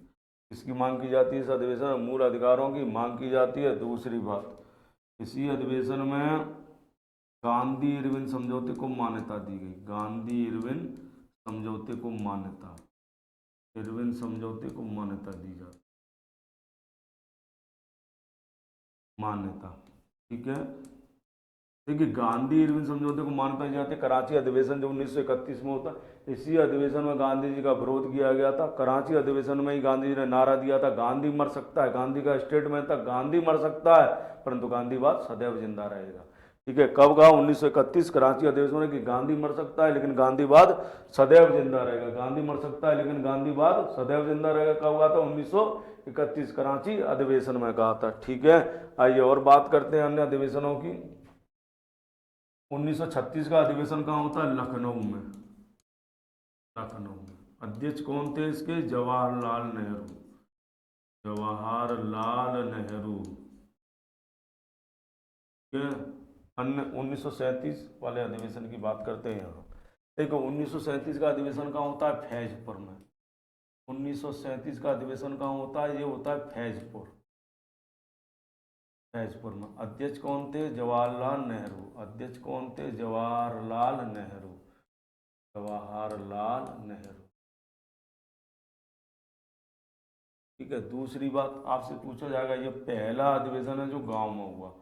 पहला अधिवेशन जो गांव में, कांग्रेस का पहला अधिवेशन जो किसी गांव में हुआ। अधिवेशन जो गांव में हुआ, गांव में हुआ। पहला अधिवेशन जो कहाँ हुआ? गांव में हुआ, ठीक है।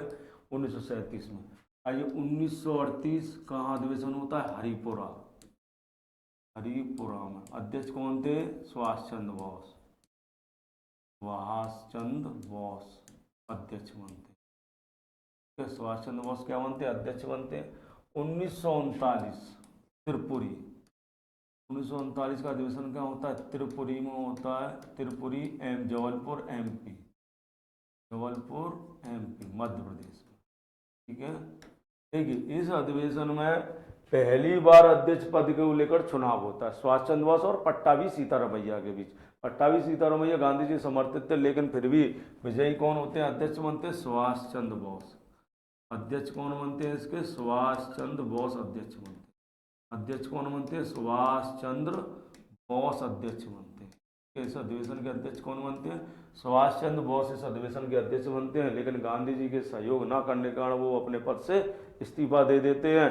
और जब सुभाष चंद्र बोस ने इस्तीफा दे दिया तो उसके बाद अध्यक्ष कौन बनते हैं, डॉक्टर राजेंद्र प्रसाद, ठीक है, अध्यक्ष बनते हैं। लेकिन ये इस्तीफा दे देते हैं, क्या दे देते हैं, इस्तीफा देते हैं। तो इसके बाद अध्यक्ष कौन बनता है, अध्यक्ष बनते हैं डॉक्टर राजेंद्र प्रसाद, डॉक्टर राजेंद्र प्रसाद। क्या दूसरी बात, एक अधिवेशन और याद रखें, 1940 रामपुर अधिवेशन। कहाँ होता है अधिवेशन, रामपुर अधिवेशन, रामपुर अधिवेशन, रामगढ़ अधिवेशन है शायद, अधिवेशन रामगढ़ में होता है अधिवेशन, ठीक है। और इसकी अध्यक्षता करते हैं मौलाना अबुल कलाम आज़ाद, मौलाना अबुल कलाम आज़ाद, कलाम आज़ाद, ठीक है। अध्यक्षता कौन होते हैं, मौलाना अबुल कलाम आज़ाद। और ये सबसे लंबे समय तक कांग्रेस के अध्यक्ष रहते हैं। मौलाना अबुल कलाम आज़ाद जो है सबसे लंबे समय तक कांग्रेस के अध्यक्ष रहते हैं। मौलाना अबुल कलाम आज़ाद सबसे लंबे समय तक कांग्रेस के अध्यक्ष रहते हैं, नाजुक समय तक कांग्रेस के अध्यक्ष रहते हैं, ठीक है। चलिए अब चलते हैं हम, देखिए आपसे पूछा गया था कि महात्मा गांधी कांग्रेस के अध्यक्ष कब बने थे, तो 1924 में बने थे, ठीक है। चलिए अगले क्वेश्चन की ओर चलते हैं। अगला क्वेश्चन कहता है कि विधवा पुनर्विवाह के लिए किसने आंदोलन चलाया। तो देखिए विधवा पुनर्विवाह के लिए जो आंदोलन चलाया वो चलाया ईश्वर चंद विद्यासागर, चलाया ईश्वर चंद विद्यासागर ने। विधवा विवाह के लिए जो आंदोलन चलाया वो किसने चलाया, ईश्वर चंद विद्यासागर ने विधवा पुनर्विवाह के लिए आंदोलन चलाया था। किसने चलाया था, ईश्वर चंद विद्यासागर ने विधवा पुनर्विवाह के लिए आंदोलन चलाया था, ठीक है। दूसरी बात, अब से पूछा जाए कि विधवा पुनर्विवाह का अधिनियम किस समय पारित हुआ। यह अधिनियम, विधवा पुनर्विवाह का अधिनियम लाया कब गया, तो देखिए लाया गया डलहौजी के समय, लाया गया डलहौजी के समय, डलहौजी के समय, दोनों का क्वेश्चन पूछा जाता है। लेकिन पारित किसने किया, पारित किया ये तुम्हारा कैनिंग ने, हस्ताक्षर किसने किए, कैनिंग ने किए, ठीक है। तो विधवा पुनर्विवाह के लिए आंदोलन किसने चलाया, ईश्वर चंद विद्यासागर ने चलाया, ठीक है। आइए बात करते हैं आत्माराम पांडुरंगा। तो देखिए आत्माराम पांडुरंगा ने महाराष्ट्र में प्रार्थना सभा की स्थापना की। इन्होंने किसकी स्थापना की, प्रार्थना सभा की स्थापना, कहाँ पर की, महाराष्ट्र, ठीक है। प्रार्थना सभा की स्थापना की महादेव गोविंद रानाडे, को इनको दक्षिण का सुकरात कहते हैं। इनको क्या कहते हैं, दक्षिण का सुकरात, सुकरात कहते हैं, तो दक्षिण का सुकरात कहते हैं, ठीक है। और इन्होंने ही प्रार्थना जो सभा थी इसका प्रचार प्रसार किया और इसे फैलाया। और महादेव गोविंद रानाडे दक्कन एजुकेशन सोसाइटी की स्थापना की। किसकी स्थापना की, दक्कन एजुकेशन सोसाइटी की स्थापना की। ज्योतिबा फुले, ज्योतिबा फुले ने क्या किया, देखिए ज्योतिबा फुले ने सत्य शोधक समाज की स्थापना की। इन्होंने सत्य शोधक समाज की स्थापना की, सत्य शोधक समाज की स्थापना की। ज्योतिबा फुले ने क्या किया, सत्य शोधक समाज की स्थापना की, ठीक है। और क्या काम किया इन्होंने, ज्योतिबा फुले ने सत्य शोधक समाज की स्थापना की। और एक काम और किया ज्योतिबा फुले ने, गुलामगिरी इनकी पुस्तक है, गुलामगिरी, गुलामगिरी क्या है इनकी पुस्तक, पुस्तक का नाम क्या है, गुलामगिरी। इनकी पुस्तक का नाम क्या है, गुलामगिरी। मौलाना मोहम्मद अली और शौकत अली, इन दोनों ने मिलकर कौन सा आंदोलन चलाया? इन दोनों ने खिलाफत आंदोलन, खिलाफत कमेटी बनाई, खिलाफत आंदोलन, आंदोलन चलाया मौलाना मोहम्मद अली और शौकत अली ने। देखिए अब दो लोग रह गए बड़े नाम, दयानंद सरस्वती और स्वामी विवेकानंद। तो बात करते हैं दयानंद सरस्वती की। दयानंद सरस्वती, सरस्वती। तो देखिए दयानंद सरस्वती ने किसकी स्थापना की थी? इन्होंने आर्य समाज की स्थापना, आर्य समाज की स्थापना,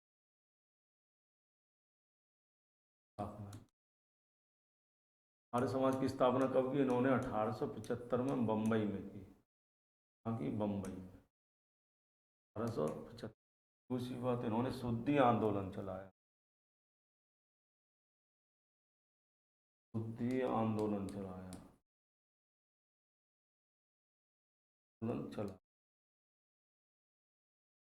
आंदोलन चलाया, नारा दिया वेदों की ओर लौटो,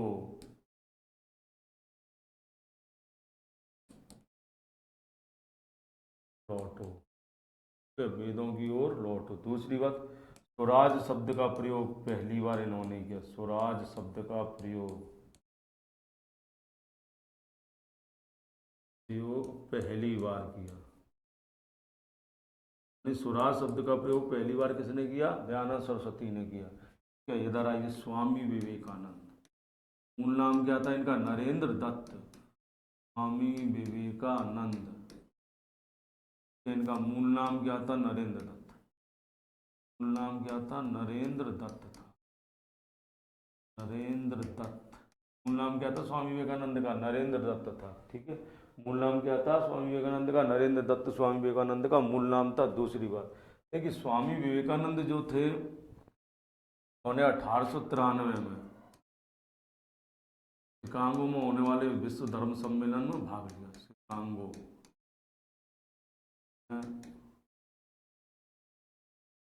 शिकागो में विश्व धर्म सम्मेलन में भाग लिया, विश्व धर्म सम्मेलन में भाग लिया, भाग लिया। शिकागो के विश्व धर्म सम्मेलन में क्या लिया? भाग लिया, क्या?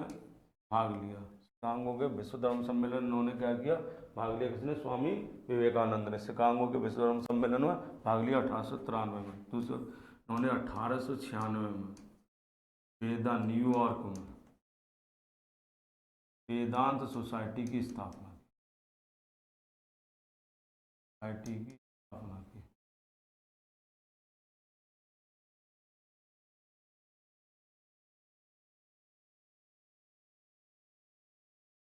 दूसरी बात, इन्होंने दरिद्र की सेवा को ही नारायण की सेवा माना। ठीक है, इन्होंने मानव सेवा को सर्वोपरि रखा। ठीक है, स्वामी विवेकानंद।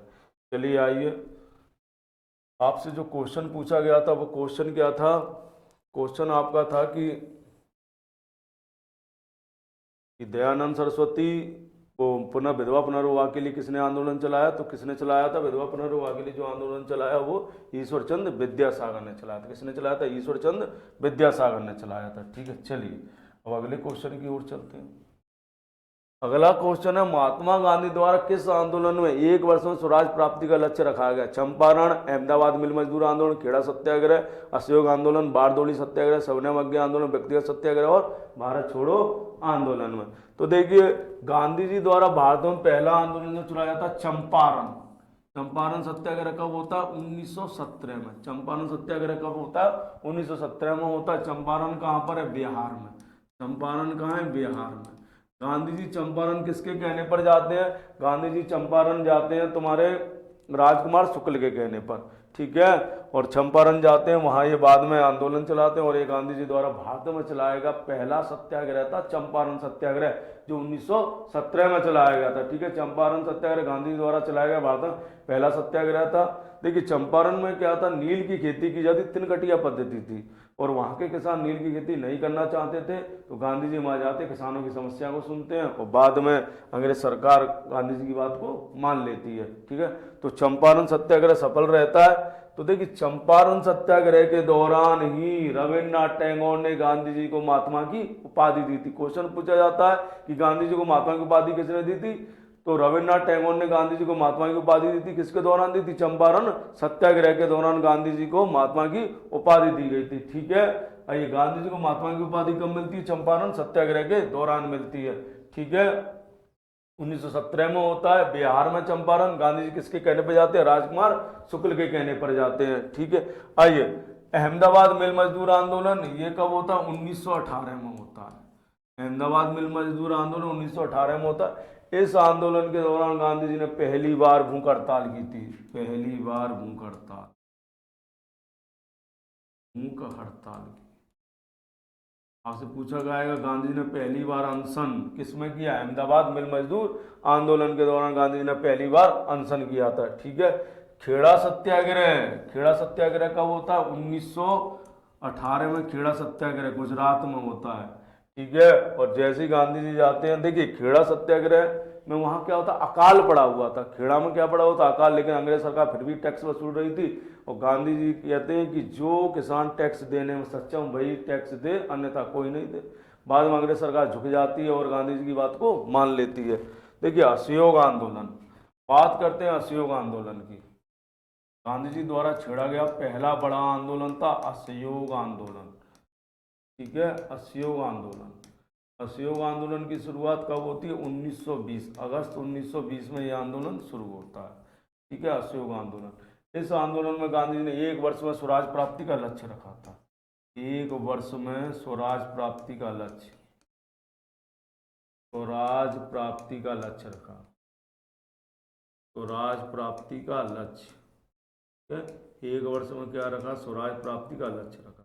लेकिन वापस कब लिया? ये 5 फरवरी 1922 को एक घटना घटती है, चोरी चोरा कांड होता है। चोरी चोरा घटना घटती है। कहाँ है ये? गोरखपुर में। कहाँ होती है घटना? गोरखपुर में होती है, गोरखपुर में। ठीक है, उसके बाद ये आंदोलन वापस गांधी जी 12 फरवरी 1922 को बारदौली से इस आंदोलन को वापस ले लेते हैं। बारदौली से। बारदौली से आंदोलन वापस ले लेते, गांधी जी आंदोलन को वापस ले लेते। ठीक है, गांधी जी ने एक वर्ष में स्वराज प्राप्ति का लक्ष्य किस में रखा था? असहयोग आंदोलन में रखा। देखिए बारदौली सत्याग्रह, इस आंदोलन का नेतृत्व किसने किया था? सरदार वल्लभ भाई पटेल ने किया था। इस आंदोलन का नेतृत्व किसने किया था? सरदार वल्लभ भाई पटेल ने किया था। और इसी आंदोलन के दौरान बारदौली की महिलाओं ने वल्लभ भाई पटेल को किसकी उपाधि दी थी? सरदार की उपाधि दी थी। बारदौली की महिलाओं ने वल्लभ भाई पटेल को किसकी उपाधि दी? सरदार की उपाधि थी। और यह आंदोलन 1928 में होता है। बारदौली सत्याग्रह का नेतृत्व किसने किया था? सरदार वल्लभ भाई पटेल ने किया था। याद रखना, बारदौली सत्याग्रह का नेतृत्व किसने किया था? सरदार वल्लभ भाई पटेल ने किया था। और तभी बारदौली की महिलाओं ने किसकी उपाधि दी? सरदार की उपाधि दी थी। ठीक है, आइए बात करते हैं अन्य आंदोलनों पर। सबने अवज्ञा आंदोलन। सबने अवज्ञा आंदोलन, तो देखिए सबने अवज्ञा आंदोलन कब होता है? इसकी शुरुआत होती है 12 मार्च 1930 को। कहां से? साबरमती आश्रम से। साबरमती आश्रम।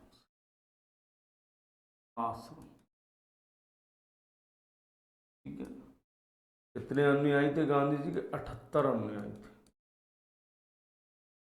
ठीक है, गांधी जी कहाँ पहुंचते हैं? 6 अप्रैल 1930 को डांडी पहुंचकर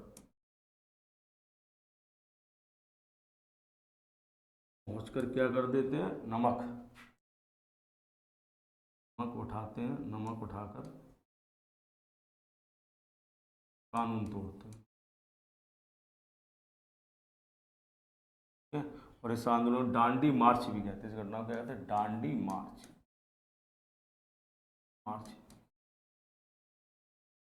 डांडी किस जिले में? नौसारी जिले में, गुजरात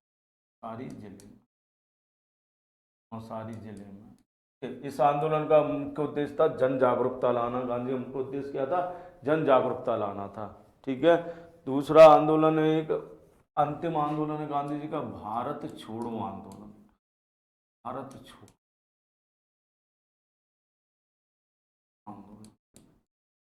कब होता है ये? अगस्त 1942 में होता है, अगस्त 1942। ठीक है, इस आंदोलन में गांधी जी ने नारा दिया था, नारा दिया गांधी जी ने, नारा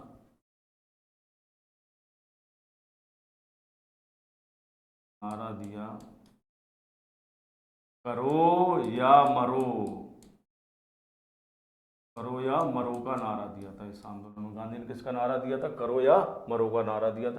देखिए इस आंदोलन की स्वतंत्र सफलता क्या थी कि भारत छोड़ो आंदोलन की सबसे बड़ी सफलता, यह आंदोलन नेतृत्व विहीन था और इस आंदोलन में अंग्रेजों ने 0 आवर यानी 9 अगस्त 1942 को सारे जो बड़े बड़े जो नेता थे उन सबको गिरफ्तार कर लिया गया, लेकिन फिर भी आंदोलन नेतृत्व विहीन होने के बाद भी आंदोलन चलता रहा।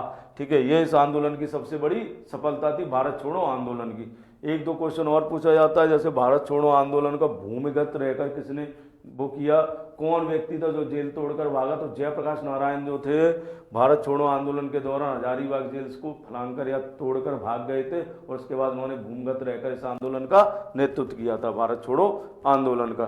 ठीक है, दूसरी बात व्यक्तिगत सत्याग्रह। देखिए व्यक्तिगत सत्याग्रह 1940 में चलाया गया और पहले व्यक्तिगत सत्याग्रही कौन थे? विनोबा भावे थे। और दूसरे व्यक्तिगत सत्याग्रही कौन थे? जवाहरलाल नेहरू थे। ठीक है, व्यक्तिगत सत्याग्रह कब चलता है? आइए बात करते हैं व्यक्तिगत सत्याग्रह 1940 में। व्यक्तिगत सत्याग्रह कब होता है? 1940 में होता है। पहले व्यक्तिगत सत्याग्रही कौन थे? पहले व्यक्तिगत सत्याग्रही विनोबा भावे थे और दूसरे कौन थे? जवाहरलाल नेहरू थे। देखिए एक एक करके पुनः बताता हूँ। देखिए चंपारण सत्याग्रह 1917 में होता है, जो गांधी जी द्वारा भारत में चलाया गया पहला आंदोलन था। ठीक है, चंपारण कहाँ स्थित है? बिहार में स्थित है। गांधी जी चंपारण किसके बुलाने पर गए थे? राजकुमार शुक्ल के बुलाने पर गांधी जी चंपारण जाते हैं और वहाँ नील की खेती से किसान परेशान थे, तो गांधी जी उनकी समस्याओं का समाधान करते हैं। और चंपारण आंदोलन के दौरान ही गांधी जी को महात्मा की उपाधि किसने दी थी? रविन्द्रनाथ टैगोर ने गांधी जी को महात्मा की उपाधि दी थी। अहमदाबाद मिल मजदूर आंदोलन। देखिए अहमदाबाद मिल मजदूर आंदोलन के दौरान ही गांधी जी ने अनशन किया था, यानी पहली बार भूख हड़ताल की थी अहमदाबाद मिल मजदूर आंदोलन के दौरान। खेड़ा सत्याग्रह 1918 में होता है। खेड़ा सत्याग्रह में भी वहाँ के जो किसान थे वहाँ सूखा पड़ा हुआ तो और अंग्रेज सरकार लगन जबरन वसूली कर रही थी, तो गांधी जी जाते हैं और अंग्रेज सरकार झुक जाती है और ये कहती है जो किसान कर देने में सक्षम हो वही कर दें। असहयोग आंदोलन। देखिए गांधी जी का पहला बड़ा आंदोलन था असहयोग। गांधी जी का यह कहना था कि हम अंग्रेजों का सहयोग नहीं करेंगे तो वो भारत में कैसे रहेंगे। ठीक है, और इसलिए इसी आंदोलन के दौरान गांधी जी ने 1 वर्ष में स्वराज प्राप्ति का लक्ष्य रखा था। 1 वर्ष में स्वराज प्राप्ति का लक्ष्य रखा था, लेकिन 5 फरवरी 1922 को एक घटना घटती है जिसे चोरी चोरा कांड के नाम से जाना जाता है। यानी महिलाओं और किसान एक रैली निकाल रहे थे जिसमें पुलिस लाठीचार्ज कर देती है, तो किसान को धोकर उस थाने में आग लगा देते हैं। और इस घटना से गांधी जी आहत होकर 12 फरवरी 1922 को बारदौली में, गांधी उस समय कहाँ थे? बारदौली में से इस आंदोलन को वापस ले लेते हैं। ठीक है, ये बारदौली सत्याग्रह 1928 में होता है और इस सत्याग्रह का नेतृत्व सरदार वल्लभ भाई पटेल ने किया था। किसने किया था? सरदार वल्लभ भाई पटेल ने किया था। और बारदौली की महिलाओं द्वारा पटेल को इसकी उपाधि दी गई, सरदार की उपाधि दी जाती है। सविनय अवज्ञा आंदोलन। देखिए 1930 में गांधी जी ने सविनय अवज्ञा आंदोलन चलाया। 12 मार्च 1930 को ये शुरू करते हैं। कहाँ से? साबरमती आश्रम से। देखिए गांधी जी चाहते तो ट्रेनों में बैठकर पहुंच जाते और आराम से नमक मनाकर क्यों उठा के कानून को तोड़ देते थे, लेकिन गांधी जी का मेन उद्देश्य था सविनय अवज्ञा आंदोलन, लोगों के अंदर जन जागरूकता लाना। ठीक है, गांधी जी जिस जिस जगह जाते मतलब चलेंगे, बाद में जहाँ रुकते थे रात में वहाँ अपना भाषण देते थे जिससे लोग जागरूक होते थे। ठीक है, और वो खबरें अखबार में छपती थी और जिसको देश देश के कोने में पढ़ा जाता था। और इसके बाद सविनय अवज्ञा आंदोलन देशव्यापी आंदोलन हो गया। अलग अलग जगह पर अलग अलग लोगों ने इसका नेतृत्व किया। सविनय अवज्ञा आंदोलन के सापेक्ष में लाल कुर्ती आंदोलन सीमांत गांधी अब्दुल गफ्फार खान ने भी चलाया था।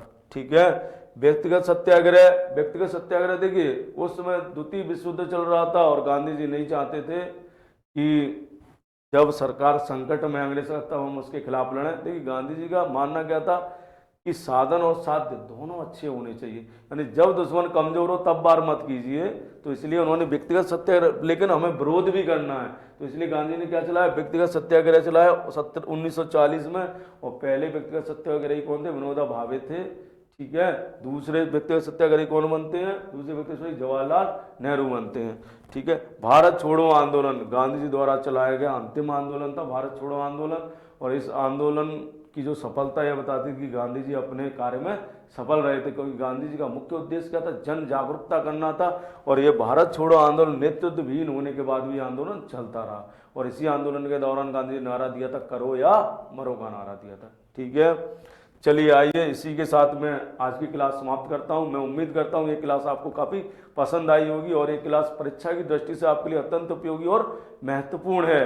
ठीक है, क्योंकि जो 11 फरवरी के आरओ की परीक्षा है और आगे 17-18 फरवरी को पुलिस की परीक्षा, उन परीक्षाओं में अवश्य इस क्लास से 4 या 5 क्वेश्चन आएंगे। इसलिए आप इस क्लास को अधिक से अधिक लोगों को शेयर कीजिए, ठीक है, जिससे सभी तक ये क्लास पहुंच सके। धन्यवाद।